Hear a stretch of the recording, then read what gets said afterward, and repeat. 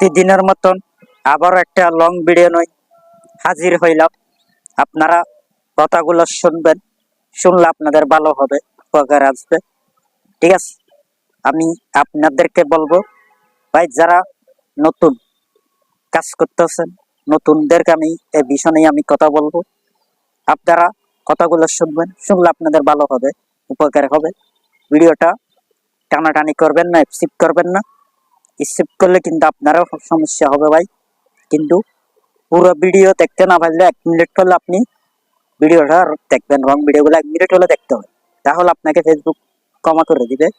আশা করি আমি কথাটা বলতে আসছি, যারা নতুন অবস্থা কাজ করতেছে আপনারা কি করেন, রং ভিডিওগুলো দেন কেন ভাই?